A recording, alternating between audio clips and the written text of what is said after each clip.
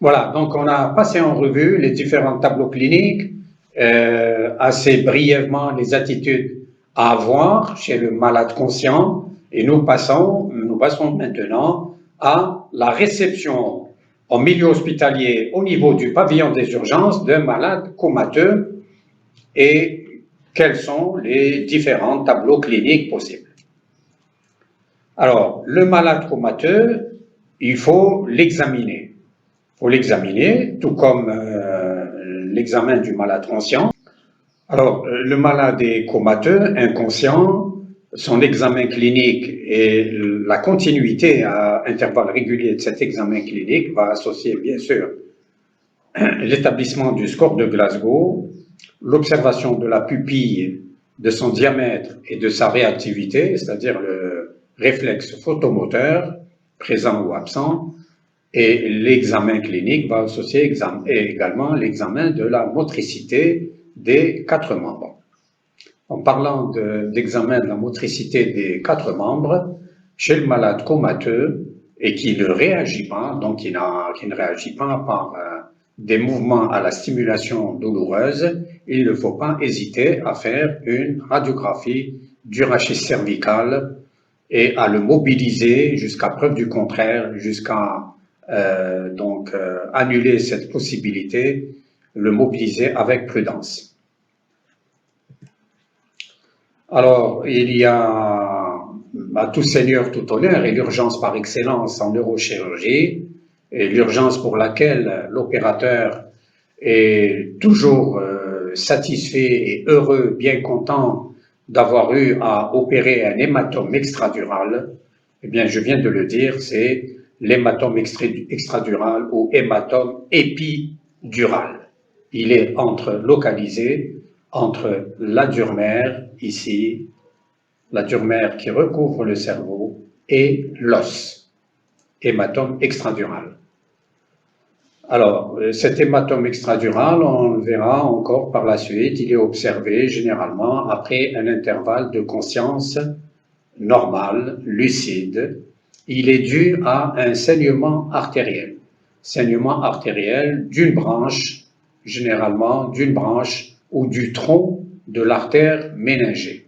L'artère méningée, le tronc de l'artère méningée et ses branches ont creusé des sillons au fil de la croissance, au fil de l'âge de l'enfant vers l'adulte, ont creusé des sillons au niveau de la face interne de l'os temporal, de l'os frontal, de l'os pariétal.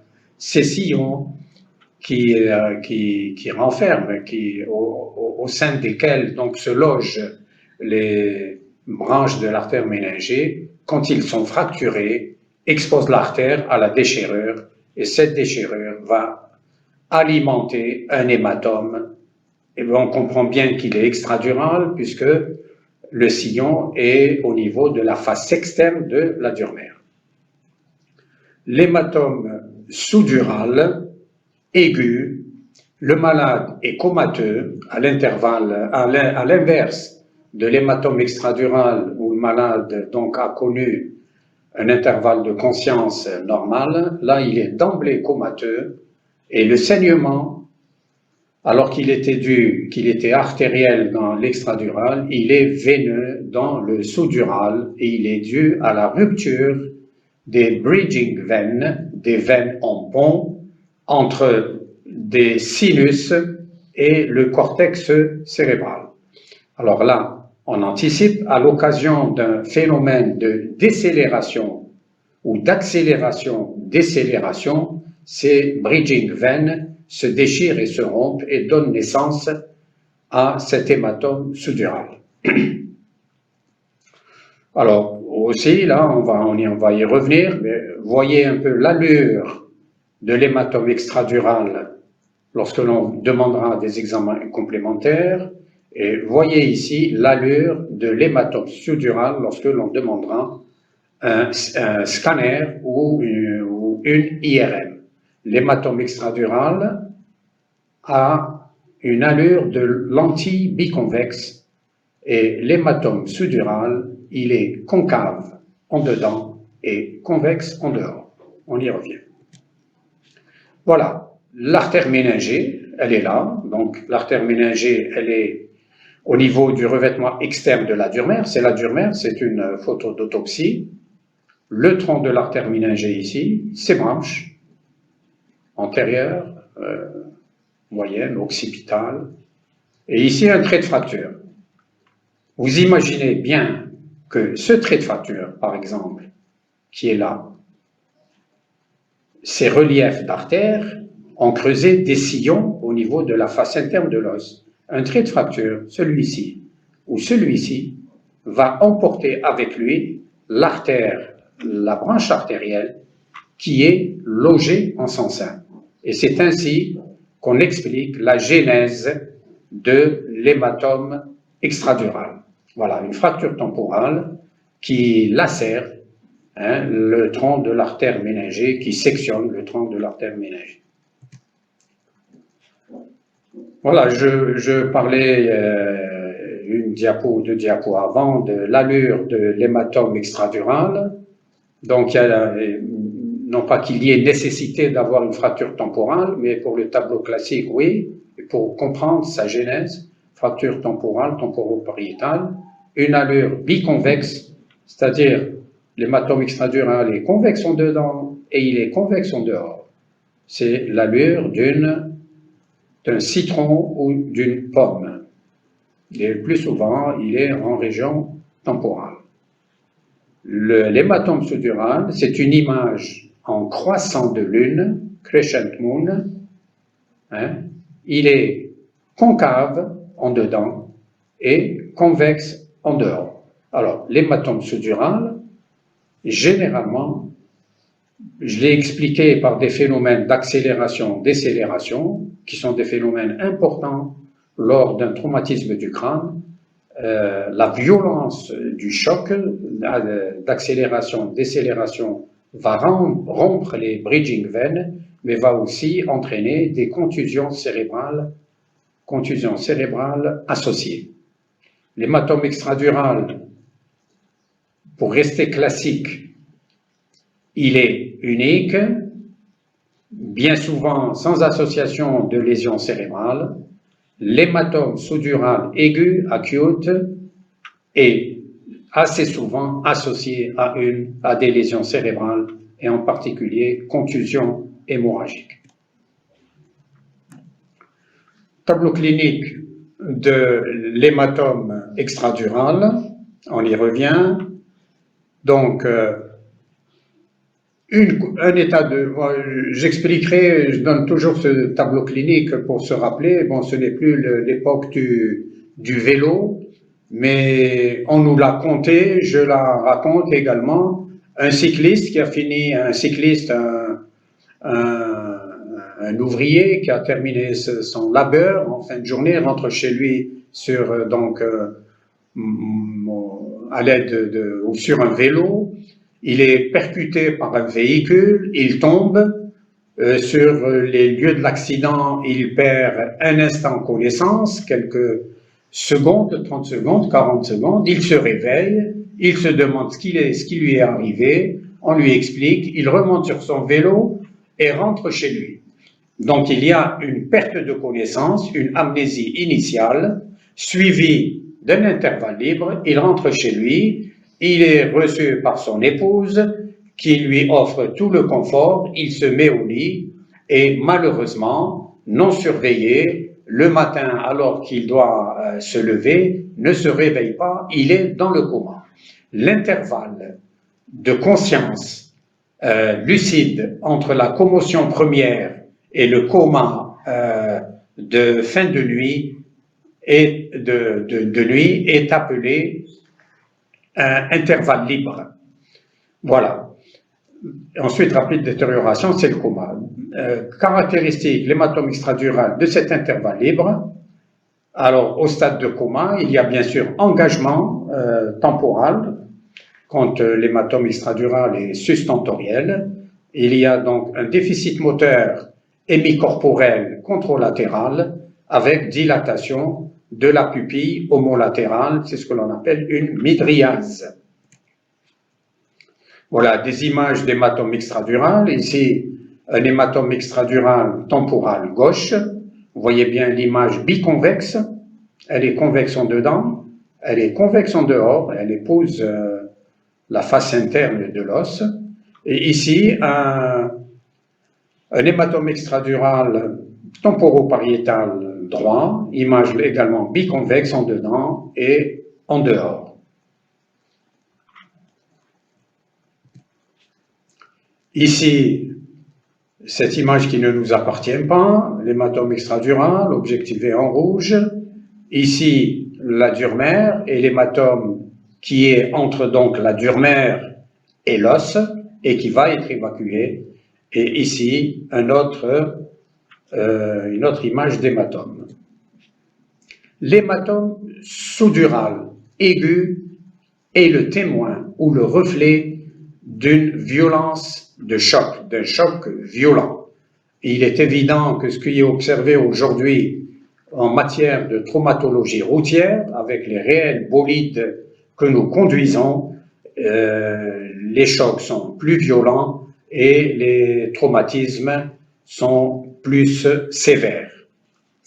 Voilà, c'est un peu ce que j'ai déjà dit. Déchirure des bridging veines entre le cortex et les sinus veineux. L'hématome sous-dural aigu, sa constitution est favorisée par l'existence d'une atrophie cérébrale préexistante et bien sûr cette image au scanner ou à l'IRM en croissant de lune. Voilà, ici une densité de sang frais, il est hyper intense sur ce scan, donc c'est encore un accident ou un traumatisme qui ne date pas de très longtemps. Il est fronto-pariéto-occipital, il est hémisphérique, et encore une fois, il est aigu. Ici, cet hématome est à la fois, et peut-être certainement subaigu, parce qu'il existe une partie qui correspond à du sang frais, et ici à du sang qui est lisé. L'hématome est là aussi fronto-pariéto-occipital, il arrive jusqu'ici, il est à gauche, et on va dire qu'il est subaigu parce qu'il y a une partie de sang frais et une partie de sang lisé.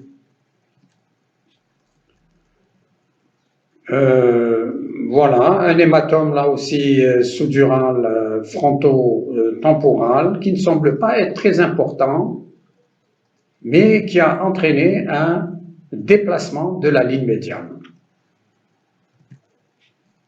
C'est l'hématome, alors, cas particulier du sujet âgé.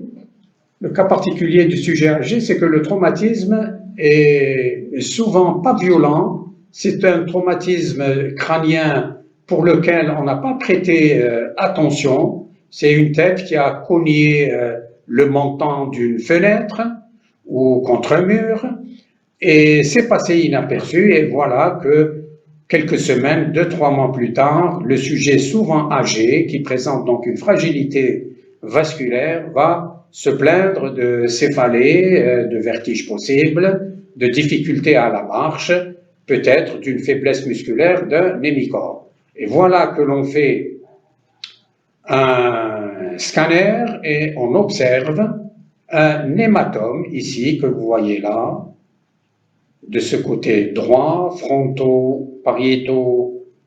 fronto-pariétal ici. C'est une coupe qui est assez haute, ça n'intéresse pas le lobe occipital, fronto-pariétal. C'est un sang qui n'est pas frais, c'est un sang qui est totalement lisé, c'est un sang l'hémorragie est ancienne. Et vous voyez la disparition des sillons qui existent de l'autre côté, mais de ce côté, tout est occupé par cet hématome. Voici ici un autre hématome sous-dural chronique, bilatéral, il est à droite et il est à gauche, avec une petite hétérogénéité à ce niveau-là, donc un peu peut-être de sang qui s'est constitué plus tard, c'est-à-dire dans le temps qui est plus jeune. Et ici, après intervention, alors une pneumatocèle, une persistance de l'hématome à gauche, c'est ce que l'on appelle un hématome récidivant. C'est une récidive, le malade a été opéré, vous voyez ici le trou de trépan qui a permis l'évacuation de l'hématome, le trou de trépan qui a permis l'évacuation de cet hématome de ce côté. Du côté droit, l'hématome a presque totalement régressé, mais du côté gauche, il est encore présent et avec la présence d'air, c'est ce que vous voyez en noir, du côté gauche. Qu'est-ce que l'on fait pour les hématomes sous-duraux, les hématomes extraduraux? Eh bien, les hématomes sous-duraux aigus, quand ils ne sont pas associés à des contusions cérébrales, peuvent bénéficier d'un trou de trépan et d'une évacuation. Ici, il a imagé le sang évacué au travers d'un trou de trépan. Un autre trou de trépan. Les deux trous de trépan sont caractéristiques généralement de l'évacuation d'un hématome sous-dural chronique.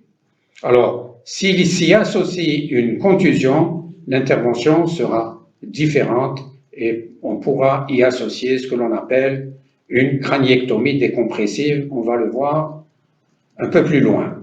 Pour l'hématome extradural, en urgence, c'est un trou de trépan qui peut être agrandi en craniectomie pour évacuer le plus de sang en un temps le plus court possible. Après évacuation de la majeure partie du sang, on peut agrandir la craniectomie ou le trou de trépan en un volet. Et ici, on a pris la région temporale parce que classiquement, c'est la région la plus exposée à l'hématome extradural. Elle est appelée zone décollable de Gérard Marchand. La Durmer s'y décolle facilement et peut laisser place à la constitution de l'hématome. Les hématomes, alors, il y a des hématomes extracrâniens chez le malade conscient. On a vu le céphalématome, la bosse sérosanguine. On a vu les hématomes qui sont extraduraux. On a vu les hématomes sous-duraux. Il y a possibilité aussi chez le traumatisé du crâne de présenter des hématomes parenchymateux et ou intraventriculaires dus à la rupture de petits vaisseaux dans le cerveau.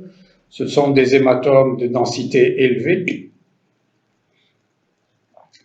ou peut être associé à un œdème périphérique de faible densité et parfois un premier hématome de dimension donnée peut voir ses dimensions croître sur un examen TDM, sur un scanner fait 48 heures plus tard. Voici des images d'hématomes intracérébrales. Voilà, en T2, le LCR est observé en blanc. Ici en T1 toujours, T1, et ici en E et F en flair, et vous voyez cet hématome intraparenchymateux dont l'aspect va varier avec les séquences d'IRM.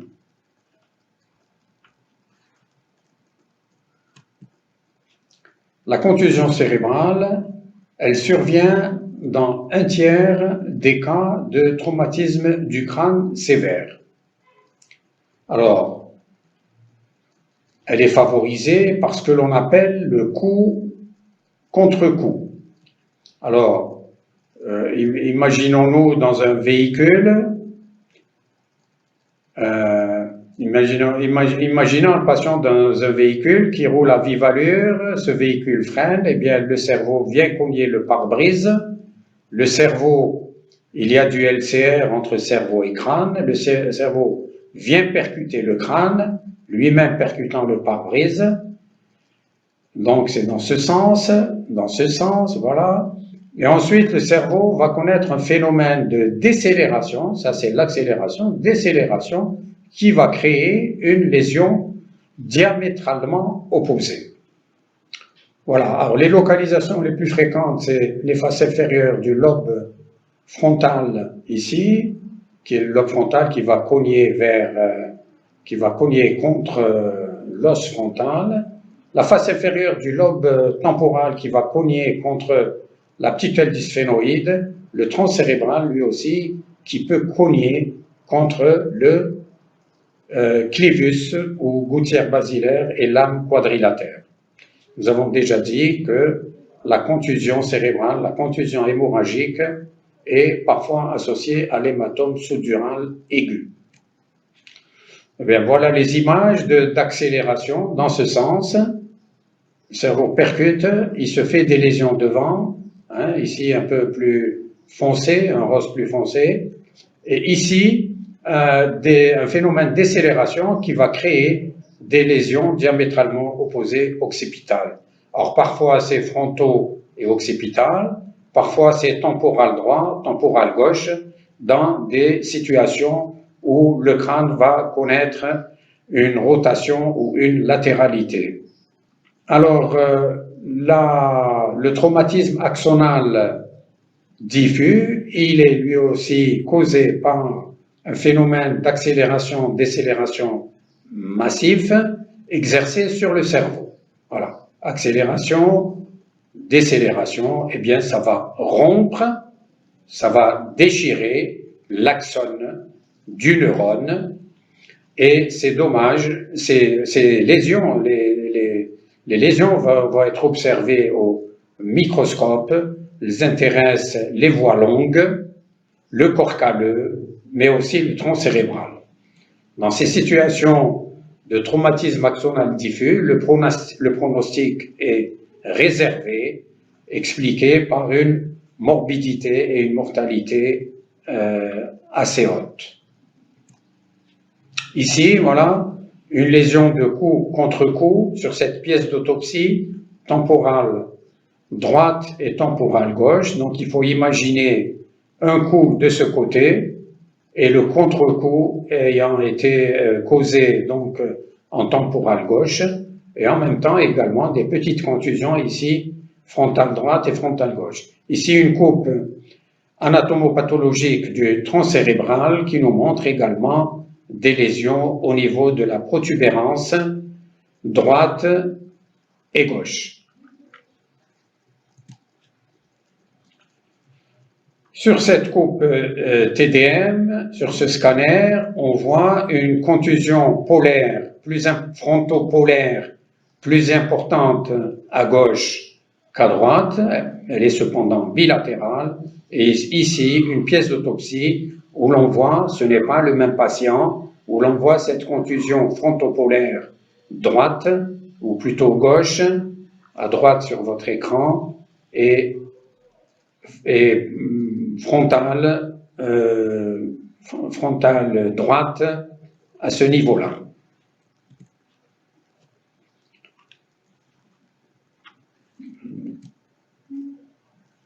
Vous voyez, cette image, on l'a reprise, on l'a déjà vue, mais on l'a reprise pour montrer ce que c'est qu'une contusion associée à une embarrure, bon, mais qui reste sans gros retentissement sur le cerveau adjacent, bien que la lésion ici soit cortico-sous-corticale, il n'y a pas de déplacement de la ligne médiane, il n'y a pas de gros œdème autour de la contusion. Ici, une contusion bitemporale majeure ici à gauche, vous la voyez ici, majeure à gauche, et temporale droite moindre du côté droit. Voilà, c'était le scanner, c'est le même malade, le scanner ici, donc gauche et droit, et ici l'IRM, gauche, voilà, et droit. Voilà, ici, nous allons parler des plaies crânio-cérébrales par projectile, par balle, publication dans les revues de neurochirurgie fréquentes à partir, donc faites par des neurochirurgiens en pays en guerre. Ici, vous voyez le trajet de la balle, c'est un trajet hémorragique et petite contusion à ce niveau-là. C'est un malade qui avait une contusion beaucoup plus importante avant de réaliser cette craniectomie décompressive à ce niveau-là. Il y a une petite hernie, ou une hernie modérée du cerveau en région frontale postérieure. Alors, que faut-il faire en présence d'une plaie par projectile, par balle? Il ne faut surtout pas aller chercher la balle dans le cerveau, parce que l'on créerait beaucoup plus de dégâts que l'on solutionnerait de dégâts. Aller chercher une balle dans un cerveau, c'est comme aller chercher une aiguille dans une botte de foin.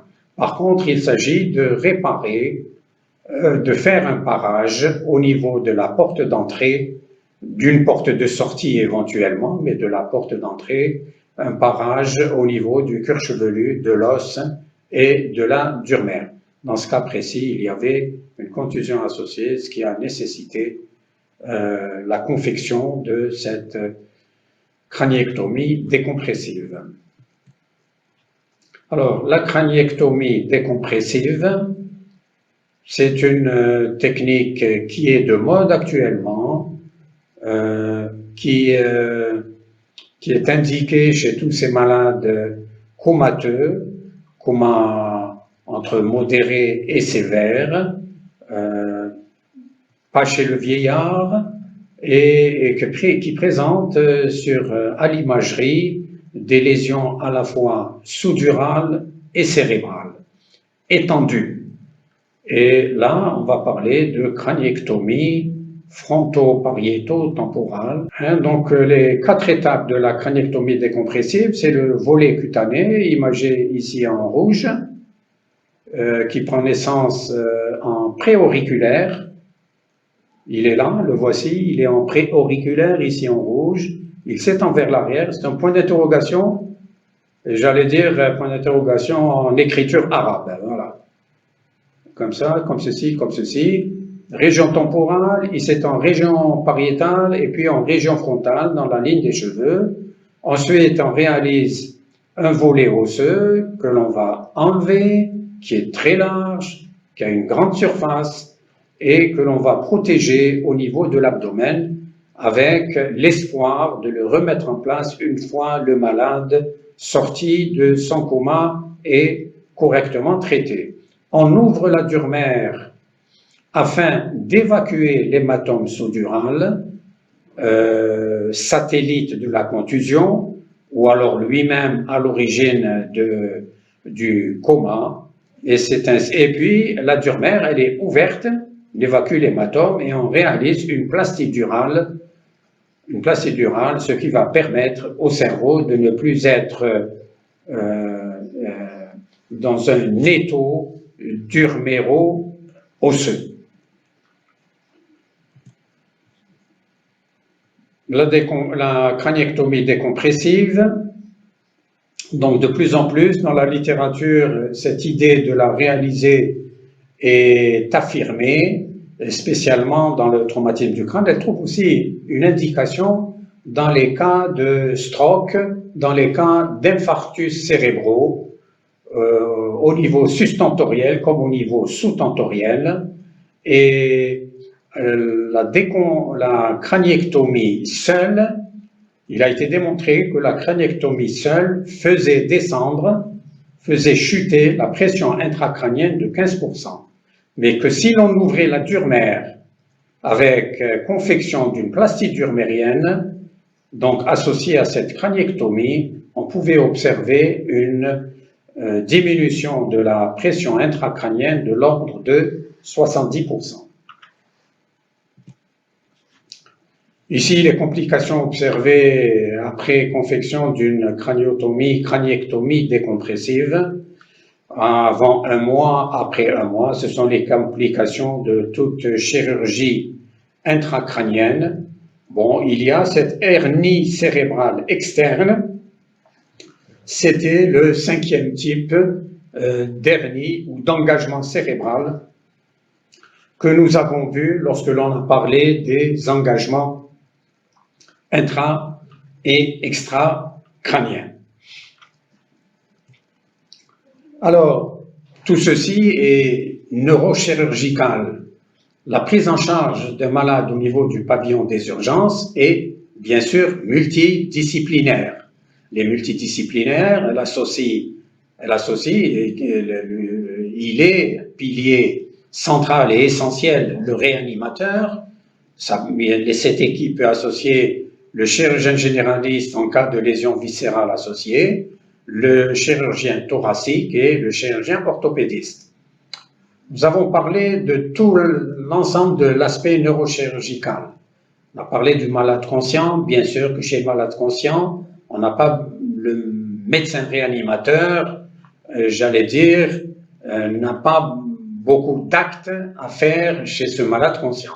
Chez le malade comateux, par contre, qu'il soit comateux d'emblée, à l'occasion, donc avec un diagnostic de contusion cérébrale ou d'hématome sous-dural aigu associé, seul ou associé, ou qu'il soit comateux après un intervalle libre, le médecin réanimateur s'attachera à veiller ou à installer, bien sûr, il jugera des avantages et des inconvénients d'un monitoring intracrânien. Le monitoring classique de tout malade en salle de réanimation, c'est-à-dire l'électrocardiogramme, la saturation en oxygène, le capnographe, la pression artérielle, la pression veineuse centrale, les gaz du sang, les électrolytes, l'osmolarité, la température et les entrées et les sorties de liquide calculées. C'est une attitude de tout malade, c'est une attitude envers tout patient hospitalisé en milieu de réanimation. Le malade traumatisé du crâne, bien souvent, avec un score inférieur à 9-10, va nécessiter une intubation et ventilation. L'intubation, je répète, le malade est comateux s'il ne présente pas de réaction motrice au niveau des membres avant de manipuler le cou, avant de manipuler donc la région cervicale, on éliminera le diagnostic possible de traumatisme du rachis cervical, de traumatisme de la moelle épinière. Les réanimateurs sont aussi habilités à traiter ou à instituer une hyperventilation contrôlée avec hypocapnie modérée et des bolus osmotiques de mannitol si nécessaire. Les corticoïdes ne sont pas indiqués. Peuvent instituer également une sédation avec parfois un coma barbiturique. Ils font aussi la prévention de l'épilepsie par l'administration de phénitoïne et la prévention des accidents thromboemboliques par l'institution ou par l'administration des anticoagulants. Donc, à chacun sa part de travail. Le réanimateur, pour les malades comateux, restera un pilier essentiel pour ceux chez qui il n'y a pas d'indication chirurgicale. Il sera également d'un apport essentiel chez ces malades chez qui une attitude neurochirurgicale est envisagée, qu'il s'agisse d'une attitude, j'allais dire, d'évacuation d'hématome extradural ou d'hématome sous-dural ou sous-dural chronique, et puis le pronostic est bon et le malade est sorti de réanimation, mais parfois, après évacuation, traitement chirurgical, le malade a encore besoin d'être en réanimation et le médecin réanimateur est une pierre angulaire dans la prise en charge thérapeutique du malade. Voilà, je vous remercie et espérer ne pas avoir été trop long pour vous. Merci.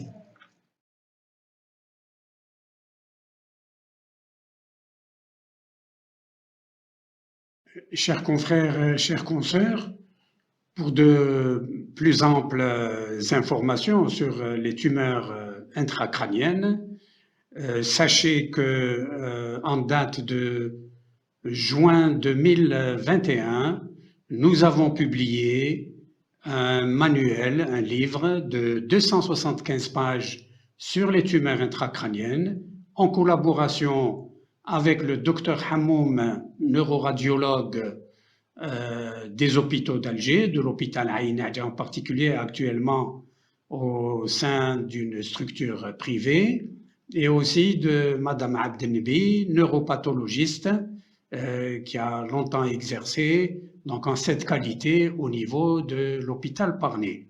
Un livre manuel qui est donc écrit par une équipe dans un cadre intégré, et pour chacune des tumeurs dont nous avons parlé et celles que nous avons oubliées volontairement, donc l'aspect clinique, l'aspect à l'imagerie, l'aspect en neuropathologie et la conduite à tenir, avec ce qui manquait aujourd'hui, les voies d'abord, comment opérer et les résultats donc de cette prise en charge. Ce livre est disponible au niveau de la maison d'édition Dar El Jazair, 6 à Birkadem. Vous allez avoir en à côté, donc sur l'image, le livre et l'adresse exacte et les téléphones pour ceux qui seraient intéressés à l'acquérir. Voilà, je vous remercie et en espérant avoir été utile dans une transmission d'informations scientifiques. Merci.